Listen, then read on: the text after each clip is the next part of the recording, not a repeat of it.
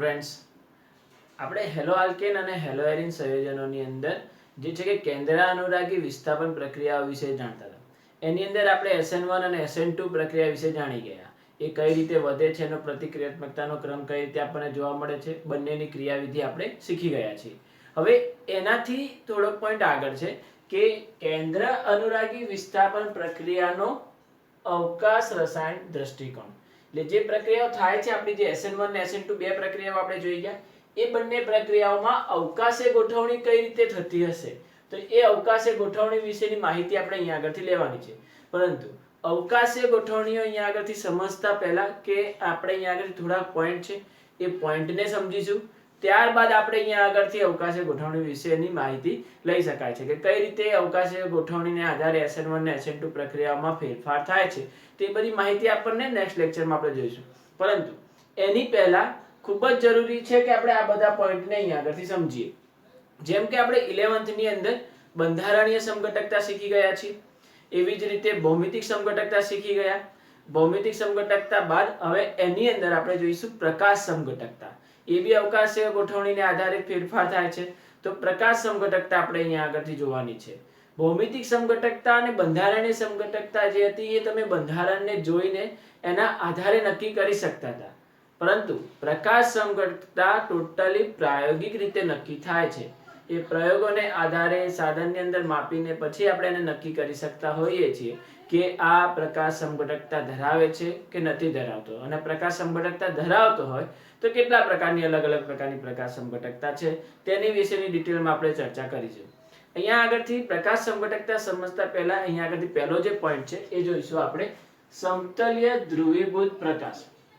હવે આ સમતલ્ય ધ્રુવીભૂત પ્રકાશ આપણને કઈ રીતે મળે છે, તો પહેલા આપણે સમતલ્ય ધ્રુવીભૂત પ્રકાશ આપણે મેળવીશું અને એના આધારે જ આપણે અહીંયા આગળથી પ્રકાશ સમઘટકતા નક્કી કરતા હોઈએ છીએ. તો સમતલ્ય ધ્રુવીભૂત પ્રકાશ આપણે જે ધારો કે એમ ધારી લે કે સૂર્યમાંથી આવતા જે કિરણો હોય છે, તો સૂર્યમાંથી આવતા કિરણો દરેક દિશામાં અહીંયા આગળથી જોવા મળે. ધારો કે ટ્યુબલાઇટમાંથી આવતા કિરણો હોય તો એ બી દરેક દિશામાં અહીંયા આગળથી ફેલાઈ જતા હોય. બલ્બમાંથી આવતા કિરણો હોય એ દરેક દિશામાં ફેલાઈ જતા હોય. તો એવી રીતે આવતા જે કિરણો છે એ બધા અલગ અલગ દિશાઓમાં ગતિ કરતા હોય છે. એટલે એવા પ્રકાશને આપણે અધ્રુવીય પ્રકાશ તરીકે લઈ શકાય. ધારો કે આપણે અહીંયા આગળથી આ દરેક દિશામાં ગતિ કરતો પ્રકાશ છે કે એ દરેક દિશામાં ગતિ કરી શકે. સૂર્યમાંથી આવતા કિરણો, ટ્યુબલાઇટમાંથી આવતા કિરણો અથવા બલ્બમાંથી આવતા કિરણો, એ બધા કિરણો કેવા હોય છે કે દરેક દિશામાં ગતિ કરે છે. તો આ દિશામાં બી ગતિ કરી શકે, આમાં બી કરી શકે, આમ બી જઈ શકે, આમ બી જઈ શકે. તો દરેક દિશામાં ગતિ કરતો હોય છે. તો આવા પ્રકાશને આપણે કેવો કહીએ છીએ? અધ્રુવ્ય. અધ્રુવ્ય પ્રકાશ છે. તો કેમ કે આ અધ્રુવ્ય પ્રકાશ એના માટે છે કે દરેક દિશામાં આ ગતિ કરે છે. તો આવા પ્રકાશને આપણે અધ્રુવ્ય પ્રકાશ તરીકે ગતિ કરતો હોય તો અધ્રુવ્ય પ્રકાશ તરીકે લઈ શકાય છે. તો દરેક દિશામાં ગતિ કરતા પ્રકાશને અધ્રુવ્ય કહેતા. આ ક્યાંથી ઉત્પન્ન થાય છે? તો જે બી પ્રકાશ ઉદ્ગમ સ્થાન છે, જેમ કે સૂર્ય છે, ટોર્ચ લાઇટ છે, તો બલ્બ છે, ટ્યુબલાઇટ છે, તો દરેક દિશામાં આપણે અહીંયાથી ગતિ કરતા હોય છે. તો આ બધા પ્રકાશ કેવા છે? અધ્રુવ્ય પ્રકાશ તરીકે જોવા મળે છે. હવે આપણે અહીંયા આગળથી આ અધ્રુવ્ય પ્રકાશને ધ્રુવ્ય પ્રકાશમાં રૂપાંતર કરવો છે. હવે ધ્રુવ્ય પ્રકાશ કોને કહેવાય? કે જે એક જ દિશામાં ગતિ કરતા હોય. આવી રીતે અલગ અલગ દિશામાં નહીં, પરંતુ એક જ દિશામાં ગતિ કરતા હોય તો એવા પ્રકાશને ધ્રુવ્ય પ્રકાશ તરીકે લઈ શકાય. જેમ કે લેઝર લાઇટ. લેઝરના કિરણો જે છે કે લાલ રંગનું જે બીમ સ્વરૂપે એક જ દિશામાં ગતિ કરે છે અને એક જ ડોટ સ્વરૂપે આપણે જો ધારો કે લેઝર અહીંથી છોડીએ તો ડાયરેક્ટ સામેની દિવાલે આપણે એક ડોટ સ્વરૂપે જ આપણને જોવા મળે છે. તો એવી રીતે એક જ દિશામાં ગતિ કરે છે. એના કિરણો ફેલાઈ નથી જતા. જેમ ટોર્ચ લાઇટ ચાલુ કરીએ તો આપણે દરેક દિશામાં એના કિરણો ફેલાઈ જશે, પરંતુ લેઝરના કિરણો એવી રીતે દરેક દિશામાં ફેલાશે નહીં. એ એક જ દિશામાં ગતિ કરીને સ્ટ્રેટ બીમ સ્વરૂપે આપણને જોવા મળશે. તો એવી રીતે અહીંયા આગળથી એ ધ્રુવ્ય પ્રકાશ તરીકે લઈ શકાય. તો અહીંયા આગળ આપણી જોડે જે બી પ્રકાશ ઉદ્ગમ સ્થાન હશે એમાંથી નીકળતો અધ્રુવ્ય પ્રકાશ છે. એ અધ્રુવ્ય પ્રકાશને આપણે ધ્રુવ્ય પ્રકાશમાં રૂપાંતર કરવાનું છે. તો એ ધ્રુવ્ય પ્રકાશમાં રૂપાંતર કરવા માટે આપણે અહીંયા આગળથી શું કરીશું કે આ અધ્રુવ્ય પ્રકાશને ધ્રુવ્ય પ્રકાશમાં રૂપાંતર કરવા માટે એક પોલારીમીટર નામનું સાધન આવે છે. પોલારીમીટર. તો પોલારીમીટર સાધનનો ઉપયોગ કરીશું. આ પોલારીમીટર સાધનની અંદર કે જે આખું જે ટેલિસ્કોપ ટાઈપનું આખું જે સાધન હોય છે અહીંયા આગળથી અને એ સાધનની અંદરથી આ પસાર કરવાનો આવે. આની અંદર જે છે કે વચ્ચે લગભગ 7-8 અલગ અલગ પ્રકારના લેન્સ અંદર રહેલા હોય છે અને એમાંથી આ પ્રકાશ જે છે કે પસાર થતો જાય છે. એટલે આ પોલારીમીટર સાધનની અંદરથી જે છે કે આ ધ્રુવીય પ્રકાશ પસાર થશે ત્યારે અહીંયા આગળથી જ્યારે બહાર નીકળશે તો ત્યારે એ નીકળતો પ્રકાશ ધ્રુવીય પ્રકાશ તરીકે જોવા મળશે. એટલે કે એની દિશા એક જ હશે, એક જ ડાયરેક્શનમાં ગતિ કરતો હશે. તો આવા પ્રકાશને આપણે અહીંયા આગળથી ધ્રુવીય પ્રકાશ તરીકે લઈશું અને એક જ સમતલમાં ગોઠવાયેલા છે, તેથી આવા પ્રકાશને કેવો કહેવાય? સમતલ્ય ધ્રુવીભૂત પ્રકાશ. તો અહીંયા આગળથી જે પ્રકાશ મળે છે એ ધ્રુવીય પ્રકાશ છે, એટલે કે સમતલ્ય ધ્રુવીભૂત પ્રકાશ સ્વરૂપે આપણને જોવા મળે છે. તો પહેલા આપણે અહીંયા આગળથી કેવો લીધો? કોઈ બી પ્રકાશ ઉદ્ગમ સ્થાન લઈ લઈએ. સૂર્ય લઈ શકાય, ટ્યુબલાઇટ લઈ શકાય, બલ્બ લઈ શકાય, ટોર્ચ લાઇટ લઈ શકાય. તો એના હિસાબે આપણે અહીંયા અધ્રુવીય પ્રકાશ જ્યારે અલગ અલગ દિશામાં ગતિ કરે છે, જેને આપણે શેમાંથી પસાર કર્યો? એક પોલારીમીટર સાધનમાંથી પસાર કર્યો. પોલારીમીટર સાધનમાંથી પસાર કરતા અહીંયાથી 7-8 અલગ અલગ પ્રકારના જે લેન્સ હશે અને એ લેન્સની મદદથી અહીંયા આગળથી અધ્રુવીય પ્રકાશ જે છે કે ધ્રુવીય પ્રકાશમાં રૂપાંતર કરવામાં આવે છે.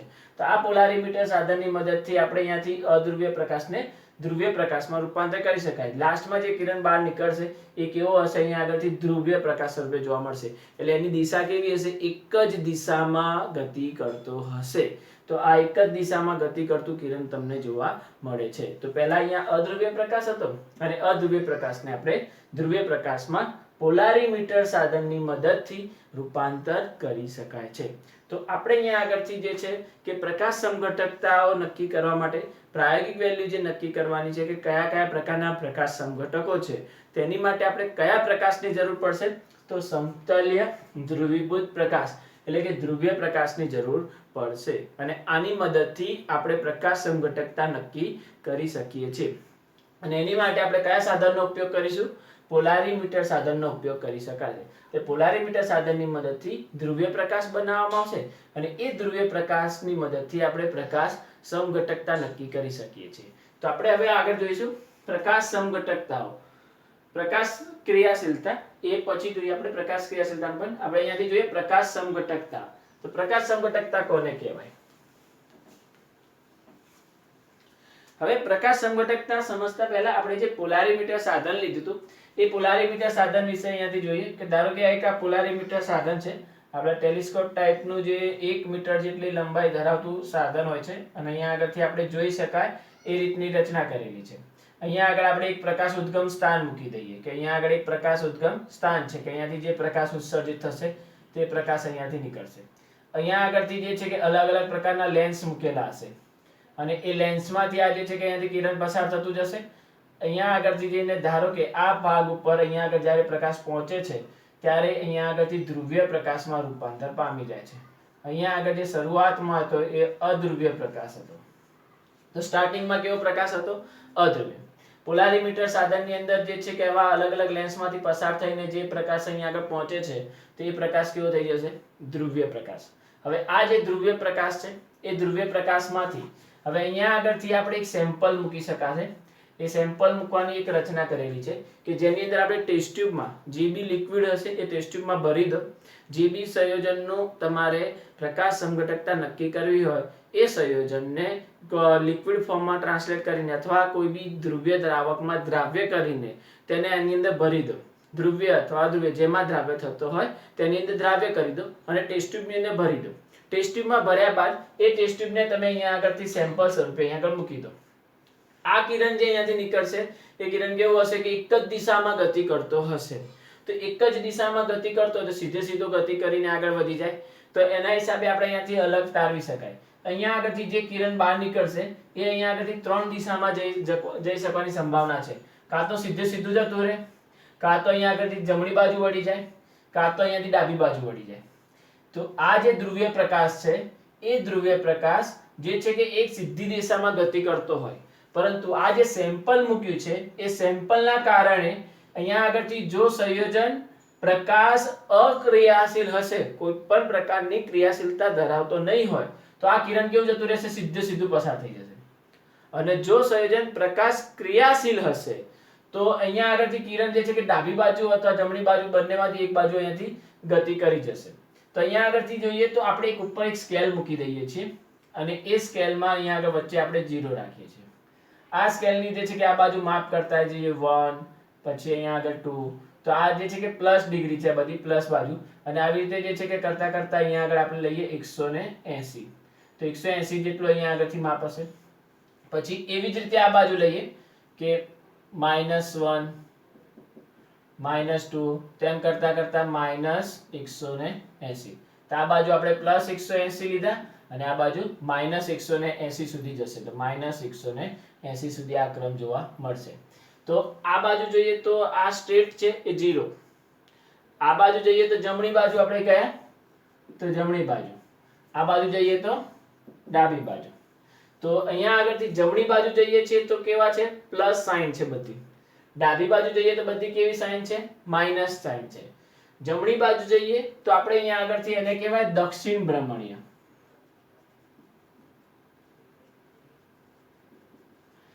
ડાબી બાજુ જઈએ તો એને કહેવાય વામ ભ્રમણીય. દક્ષિણ ભ્રમણીય અને વામ ભ્રમણીય. દક્ષિણ ભ્રમણીય એટલે કે એને ડેક્સ્ટ્રો કહેવાય. ડેક્સ્ટ્રો ઇંગ્લિશમાં એને ડેક્સ્ટ્રો કહેવાય, એટલે આપણે એને ડી સંજ્ઞાથી દર્શાવીશું. વામ ભ્રમણીયને લિયો કહેવાય. ઇંગ્લિશમાં આનું નામ છે લિયો. તો લિયોને આપણે અહીંયા આગળથી એલ સંજ્ઞાથી, સ્મોલ એલ સ્મોલ ડી, ખાસ ધ્યાન રાખજો, સ્મોલ ડી અને સ્મોલ એલ સંજ્ઞાથી લખી શકાય છે. બીજું કે અહીંયા આગળથી આ બાજુ પ્લસ સાઇન છે એટલે આને પ્લસ થી દર્શાવી શકાય, અને આ બાજુ માઇનસ સાઇન છે એટલે આપણે આને માઇનસ સાઇન થી દર્શાવી શકાય. તો એક બાજુ પ્લસ અને એક બાજુ માઇનસ. હવે આપણે અહીંયા આગળથી વાત કરીએ કે જે નમૂનો આપણે અહીંયા આગળથી સેમ્પલ સ્વરૂપે અહીંયા આગળ મૂક્યો છે ટેસ્ટ ટ્યુબમાં, આ ધ્રુવીય પ્રકાશ જ્યારે આમાંથી પસાર થાય છે ત્યારે અહીંયા આગળથી જે સ્કેલ છે ઉપર, એ સ્કેલ અહીંયા આગળથી રોટેશન થશે, કાં તો આ બાજુ જતું રહેશે કાં તો આ બાજુ જતું રહેશે.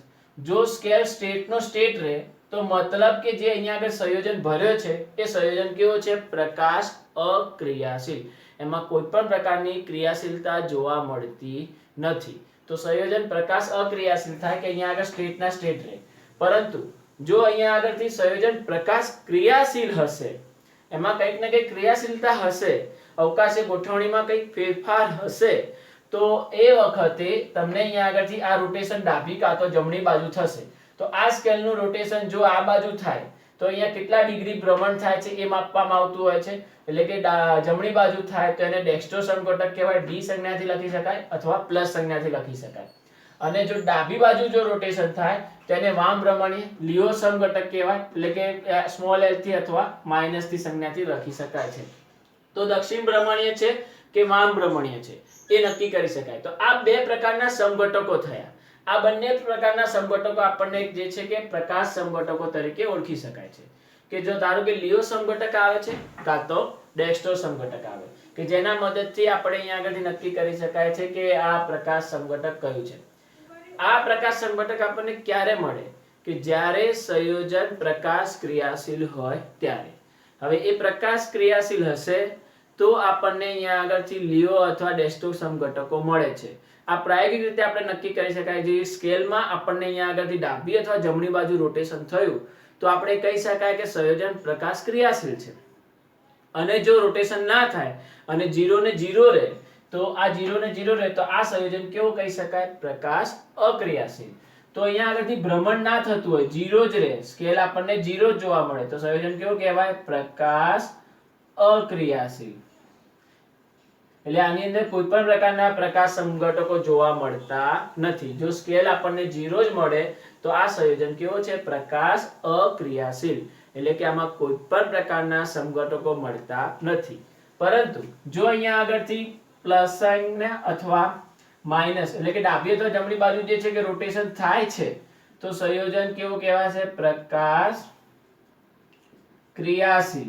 એટલે કે મતલબ કે આની અંદર બે પ્રકાશ સમઘટકો મળવાની સંભાવના છે, જમણી બાજુ અથવા ડાબી બાજુ, બંનેમાંથી કોઈ બી એક બાજુ હોઈ શકે છે. તો એ સંયોજન આપણો કેવો કહેવાશે? પ્રકાશ ક્રિયાશીલ. તો આવી રીતે તમે પ્રકાશ અક્રિયાશીલ અથવા પ્રકાશ ક્રિયાશીલ નક્કી કરી શકાય છે. જો પ્રકાશ ક્રિયાશીલ આવે તો એના બે સમઘટકો લિયો અથવા ડેક્સ્ટ્રો જે છે કે આપણે આ બે સમઘટકો લઈ શકાય. પ્રકાશ અક્રિયાશીલ આવે તો આનું વેલ્યુ કેવું આવે? 0. એટલે મતલબ કે તમે સંયોજન જોઈને ના કહી શકો, આ વસ્તુ ટોટલી પ્રાયોગિક રીતે નક્કી થાય છે. એટલે આપણે અહીંયા આગળથી કોઈ પણ પ્રકારે એને દર્શાવવાનું નથી. એ વસ્તુ જે છે કે પ્રાયોગિક રીતે નક્કી થતી હોય છે. એટલે કે આ પ્રાયોગિક રીતે આપણે અહીંયા આગળથી પ્રકાશ ક્રિયાશીલ છે કે અક્રિયાશીલ છે આપણે અહીંયા આગળથી જોઈ શકતા હોઈએ છીએ. તો એ પ્રાયોગિક રીતે નક્કી કરીને એક સંયોજન કયો પ્રકાશ સમઘટક ધરાવે છે એ નક્કી કરી શકાય છે. અને એમાં પ્લસ છે કે માઇનસ છે એ બધી ઘટના આપણે પ્રાયોગિક રીતે નક્કી કરતા હોઈએ છીએ. તો આ થયું તમારે અહીંયા આગળથી પ્રકાશ સમઘટકો. તો પ્રકાશ સમઘટકો ટોટલ કેટલા પ્રકારના છે? 2 પ્રકારના પ્રકાશ સમઘટકો છે, લિયો અને ડેક્સ્ટ્રો. અને એ આપણે અહીંયા આગળથી પોલારીમીટર સાધનની મદદથી નક્કી કરતા હોય છે કે પોલારીમીટર સાધનની મદદથી આપણે એને જોઈશું તો લિયો કે છે કે ડેક્સ્ટ્રો છે આપણને ખ્યાલ આવી જતો હોય છે. તો આવી રીતે લિયો અને ડેક્સ્ટ્રો આપણે નક્કી કરી શકતા હોઈએ છીએ. અને જો અહીંયા આગળથી ભ્રમણ થાય છે તો એ સંયોજન પ્રકાશ ક્રિયાશીલ, ભ્રમણ નથી થતું તો સંયોજન પ્રકાશ અક્રિયાશીલ. તો એ વસ્તુ આપણે અહીંયા આગળથી નક્કી કરી શકાય. અને જો સંયોજન પ્રકાશ ક્રિયાશીલ મળે તો બેમાંથી કોઈ બી એક ભ્રમણ હશે, કાં તો જમણી બાજુ હશે કાં તો ડાબી બાજુ હશે. તો એવી રીતે આપણે એને નક્કી કરી શકતા હોઈએ છીએ. ત્યાર પછી છે કિરાલિટી. હવે આપણે અહીંયા આગળથી કિરાલિટી સમજીશું કે કિરાલિટી આપણે કઈ રીતે નક્કી કરી શકાય છે.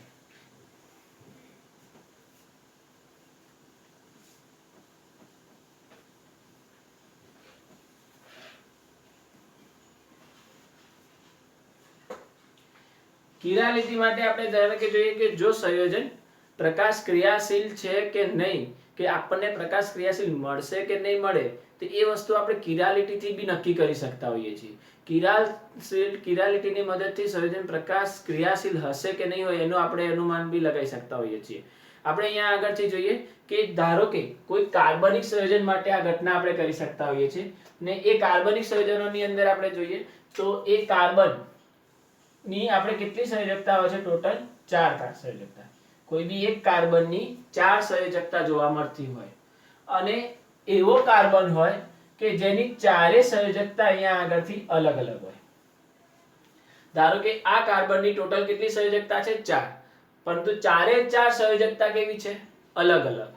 તો જે કાર્બનની ચારે સંયોજકતા અલગ હોય તો તેવા કાર્બનને કિરાલ કાર્બન કહેવાય. તો અહીંયા આગળથી એમ લખી શકાય કે જે કાર્બનની ચારે સંયોજકતા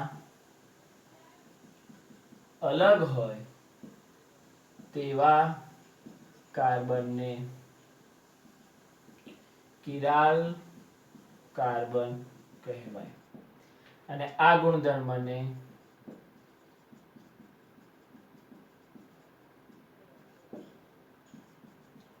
કિરાલિટી કહે છે. તો અહીંયા આગળ જે કાર્બનની ચારે સંયોજકતા અલગ હોય તેવા કાર્બનને કિરાલ કાર્બન કહેવાય.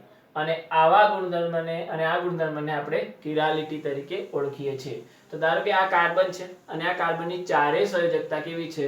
અલગ અલગ જોવા મળે છે. તો આ સંયોજન કેવો કહેવાય? કિરાલ કાર્બન કહેવાય. ધારો કે ઉદાહરણ તરીકે લઈએ કે ધારો કે અહીંયા આગળથી છે એક બાજુ CH3, એક બાજુ H છે, એક બાજુ Cl છે, એક બાજુ Br છે. હવે આપણે અહીંયા આગળથી જોઈ શકાય છે કે ચારે સંયોજકતા કેવી છે? અલગ અલગ છે. તો આ કાર્બનમાં એક બાજુ હાઇડ્રોજન છે, એક બાજુ ક્લોરીન છે, એક બાજુ Br છે અને એક બાજુ CH3 છે.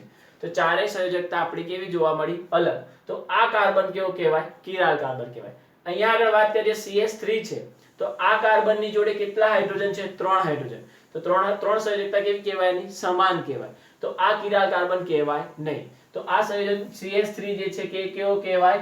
અકિરાલ. તો આ સંયોજનને આપણે અકિરાલ અથવા બિનકિરાલ બી કહી શકાય. તો બિનકિરાલ કે જેમાં સંયોજકતા સમાન આવી જાય તો બિનકિરાલ. પરંતુ આ કાર્બનને કેવો કહેવાય? તો કિરાલ. તો આ કાર્બન આપણો કિરાલ કાર્બન થશે અને પેલો કાર્બન કેવો થશે? બિનકિરાલ થશે. એવી જ રીતે કિરાલ અને બિનકિરાલ કાર્બન માટે આપણે બીજા અલગ ઉદાહરણો સમજીએ અહીંયા આગળથી કે કઈ રીતે નક્કી કરીશું આપણે.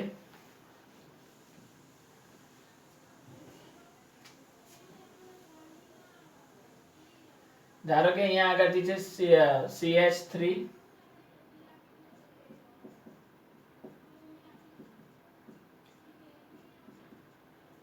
CHCl,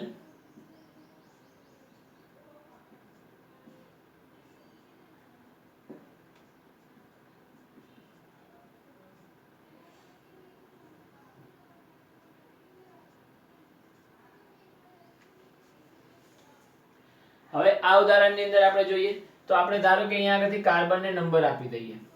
ધારો કે આ ફર્સ્ટ, સેકન્ડ, થર્ડ અને ફોર્થ. તો આ ચારે ચાર કાર્બનને નંબર આપી દીધા. એ ચાર કાર્બનની આપણે ચારે ચારની અલગ અલગ રીતે ચારે ચાર અલગ કાર્બનની આપણે સંયોજકતા ચેક કરીશું. તો પહેલા કાર્બનની વાત કરીએ તો પહેલા કાર્બનની સંયોજકતામાં કોણ છે? હાઇડ્રોજન સમાન છે. ત્રણ સંયોજકતા સમાન છે અને ચોથી સંયોજકતા આખી આરે આ ચોથી સંયોજકતા કહેવાય. એટલે મતલબ કે ચાર સંયોજકતામાંથી ત્રણ સંયોજકતા કેવી છે? સમાન. એટલે પહેલો કાર્બન કેવો કહેવાય? બિનકિરાલ. હવે બીજા કાર્બનની વાત કરીએ તો પહેલી એક સંયોજકતાની આખી આ સંયોજકતા કહેવાય. આખો જે બોન્ડ છે આખી એ સંયોજકતા. બીજી સંયોજકતા બ્રોમિન કહેવાય. ત્રીજી સંયોજકતા હાઇડ્રોજન કહેવાય. ચોથી સંયોજકતા આખી આ કહેવાય. તો આ ટોટલ ચારે ચાર સંયોજકતા કેવી છે? અલગ અલગ છે. તેથી C2 નંબરનો કાર્બન કેવો છે? કિરાલ. તો C2 નંબરનો કાર્બન કિરાલ છે. હવે ત્રીજાની વાત કરીએ તો એમાં એક ક્લોરીન છે, પછી એક આ CH3 છે અને એક હાઇડ્રોજન છે અને ચોથી સંયોજકતા આખી આ કહેવાય. તો મતલબ કે C3 નંબરનો કાર્બનમાં બી ચારે ચાર સંયોજકતા કેવી છે? અલગ અલગ છે. તેથી C2 અને C3 બંને કેવા થશે? કિરાલ કાર્બન થશે. ચોથા નંબરના કાર્બન ઉપર અહીંયા આગળથી ત્રણ હાઇડ્રોજન સરખા છે એટલે એ બી કિરાલ થશે નહીં. તો અહીંયા આગળથી C2 અને C3 આ બે કાર્બન અહીંયા આગળથી કેવા થયા? તમારા કિરાલ કાર્બન સ્વરૂપે જોવા મળે છે. તો C2 અને C3 બંને કાર્બનો કેવા છે? કિરાલ કાર્બન સ્વરૂપે જોવા મળે છે. તો આ રીતે આ સંયોજનમાં કિરાલ કાર્બન હાજર છે. તો બે કિરાલ કાર્બન હાજર છે. હવે આપણે અહીંયા આગળથી બંધારણ જોઈને કઈ રીતે નક્કી કરીશું કે એ પ્રકાશ ક્રિયાશીલ છે કે પ્રકાશ અક્રિયાશીલ છે? ધારો કે તમને કોઈ બી એક ઉદાહરણ આપેલું હોય અને એ ઉદાહરણમાં આખી જે કાર્બનની શૃંખલા હોય એ દરેક કાર્બનને તમે ચેક કરો. દરેક કાર્બનમાંથી કોઈ બી એક એવો કાર્બન બી મળી જાય કે જેની ચારે સંયોજકતા અલગ હોય, એટલે કે મતલબ કે કિરાલ કાર્બન મળી જાય. તો જો કોઈ સંયોજનમાં ઓછામાં ઓછો એક કિરાલ કાર્બન બી મળે તો તે સંયોજન પ્રકાશ ક્રિયાશીલ કહેવાય. તો આપણે અહીંયા આગળથી લખી શકાય કે જો કોઈ સંયોજનમાં ઓછામાં ઓછો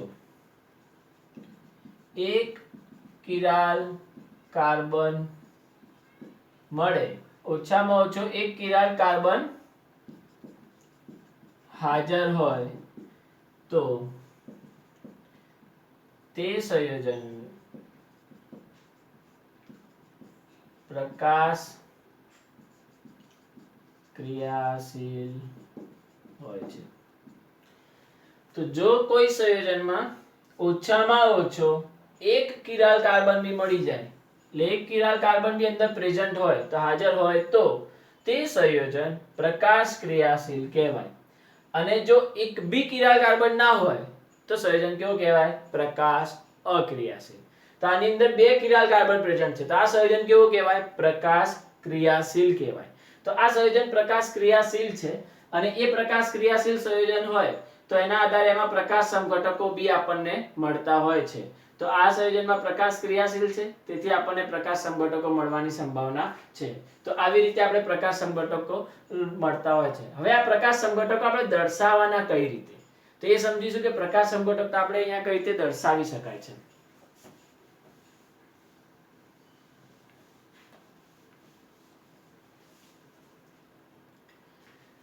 કે ધારો કે આપણે અહીંયા આગળથી A લઈ લઈએ અને એને મિરર ઇફેક્ટ જોઈએ, અરીસો મૂકી દઈએ વચ્ચે. તો વચ્ચે આપણે અરીસો મૂકી દઈએ અને A નું પ્રતિબિંબ આપણને કેવું મળશે? A જેવું જ મળશે. ધારો કે O લઈએ તો O નું પ્રતિબિંબ કેવું મળશે? આપણને O જેવું જ મળે. ધારો કે આપણે M લઈએ તો M નું પ્રતિબિંબ આપણને કેવું જોવા મળે? M જેવું જ મળે. એટલે કે આપણે અરીસામાં જોઈએ તો આપણે A નો A જ દેખાય, O નો O જ દેખાશે, M નો M જેવું જ દેખાશે. એટલે એમાં કોઈ પ્રતિબિંબમાં કોઈ ફેર પડશે નહીં.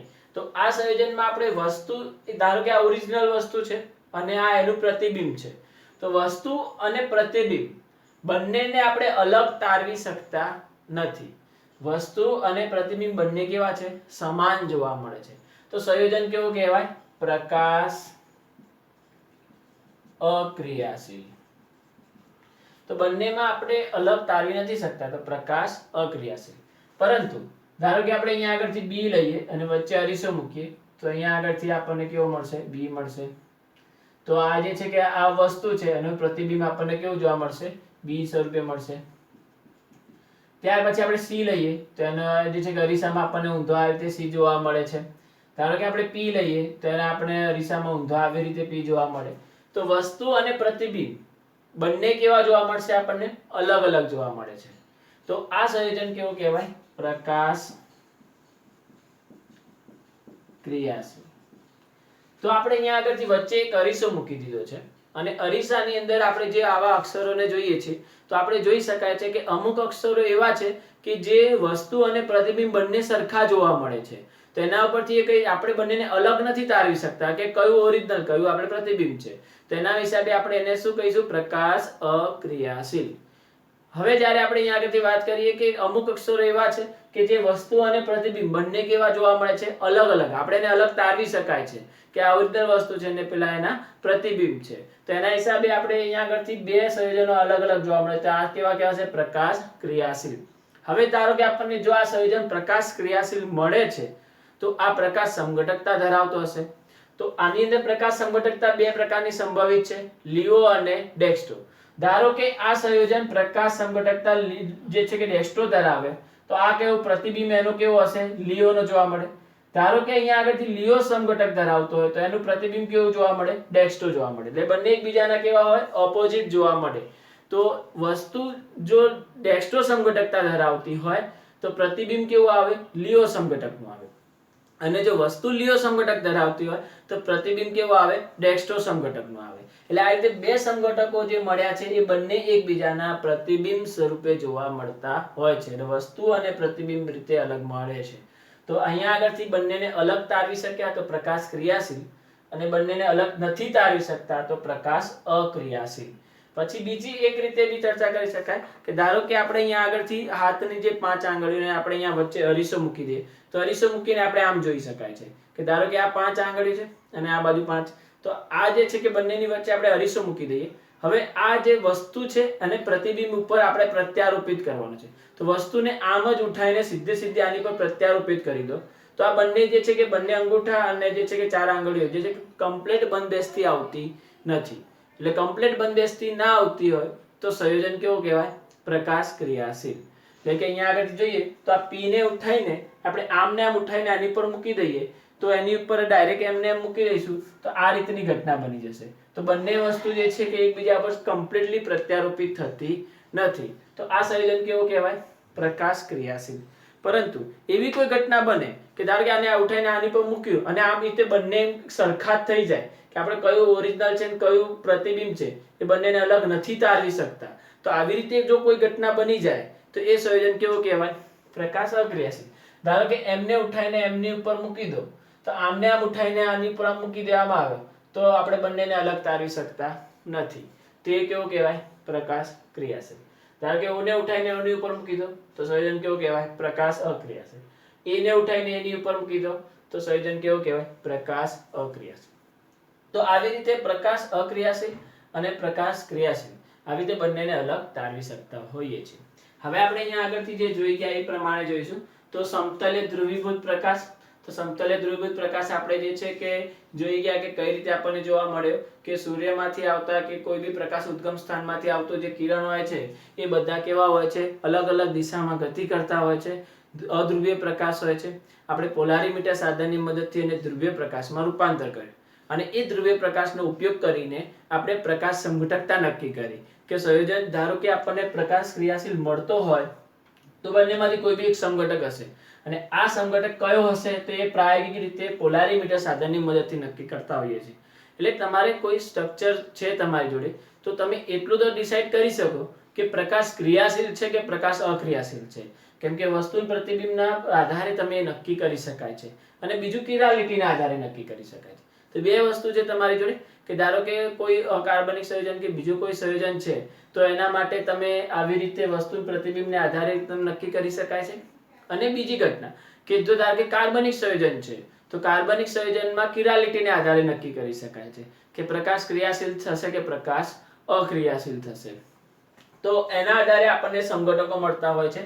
એટલે કે પ્રકાશ અક્રિયાશીલ મળે તો આપણે પોલારીમીટરમાં માપવાનો કોઈ મતલબ જ નથી, કેમ કે આમાં ભ્રમણ કેટલું આવશે 0. જ્યારે આમાં કંઈક ભ્રમણ મળશે પ્લસ અથવા માઇનસ ભ્રમણ મળશે તો અહીંયા આગળ મળશે પ્લસ ભ્રમણ મળશે, અહીંયા માઇનસ મળશે, આમાં માઇનસ મળે, આમાં પ્લસ ભ્રમણ મળે, તો પ્રકાશ સમઘટકતા આપણે અહીંયા કરતી નક્કી કરી શકાય છે. તો પ્રકાશ ક્રિયાશીલતાને આધારે પ્રકાશ સમઘટકતા નક્કી થઈ જશે.